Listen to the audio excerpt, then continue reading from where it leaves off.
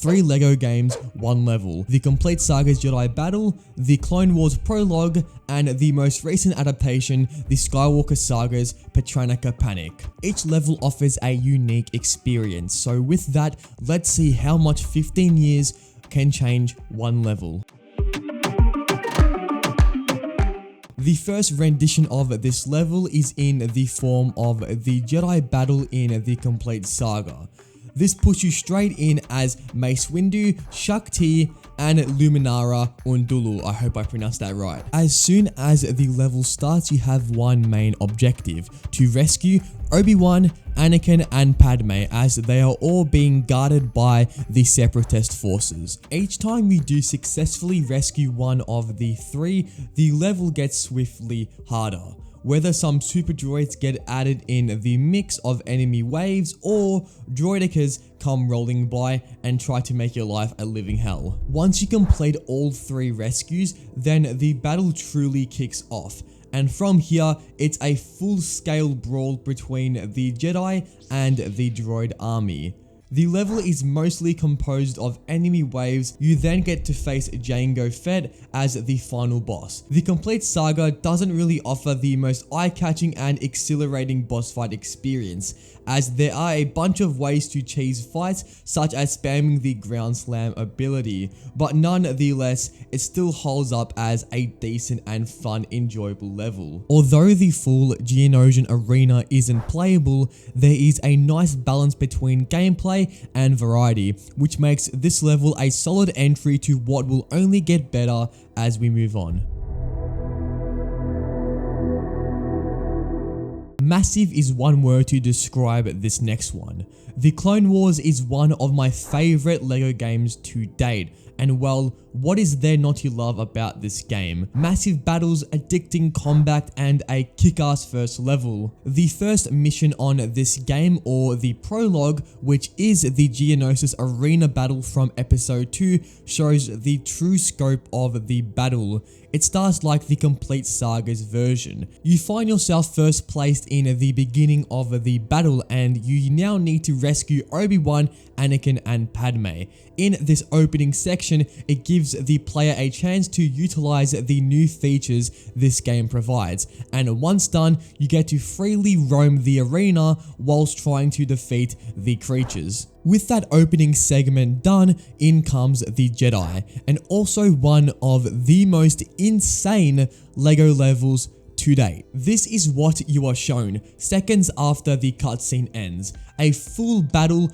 with just an insane amount of droids and a roaming Jango Fett. The main way to damage Jango is to throw your lightsaber at him, and once he's on the ground, well, it's pretty much over with one swift lightsaber attack. With Jango gone, the Republic finally arrives at Geonosis with the gunships. From here, just escort the remaining Jedi, and this is when the droids start to swarm the full arena. The game is basically telling you to just go completely haywire on these droids, and it's just a bunch of fun. With the Jedis escorted, you then make a clutch escape with the help of Master Yoda. And that about wraps up one of the most insane LEGO levels to date.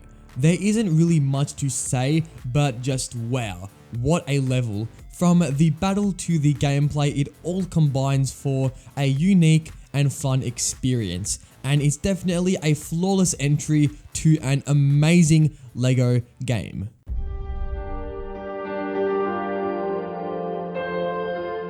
Now let's jump forward 11 years into the most recent LEGO game, the Skywalker Saga. The 4th level of the second movie sets you in the iconic Geonosian arena. And like the Clone Wars, you start with again Obi-Wan, Anakin, and Padme. You need to first break free from the handcuffs, and now it's you versus the creatures. The attacks of the creatures aren't too hard to dodge and counter. After successfully dealing with the creatures again, the Jedi come swarming in, and like the Clone Wars, the second phase of the fight commences. The most prominent difference between this level and the previous ones are the lack of battle droids. From the amount present in the Clone Wars to, well, a drastically less amount. However, this time the fight is more focused on Jango Fett, which he does have some new attacks, but the premise is roughly the same. Take him out by using swift lightsaber attacks, and eventually you should be able to defeat Jango Fett for the third time. The level isn't as long as the previous two renditions, however, this level more focuses on the newer combat of the Skywalker Saga. Alright, well, with all three levels explained, I will now go through my opinion of the worst to best version of this level. The rankings of this level will be mostly based on the enjoyment I have whilst playing this level, and in my eyes is the best version of this level. So moving into the third spot is the Complete Sagas version. Obviously, being the first rendition of this level, still it remains a classic experience, but I feel the other versions are more refined and better experiences. But for what it is, I still really enjoy this level, and with that, let's move into the next spot. For the second spot, this will be the Skywalker Saga's version, or the Petranaki Panic. This is a solid level that again improves on its predecessor. Although the lack of droids is annoying, it is still a much more refined experience that is mainly focused on the combat that the Skywalker Saga offers.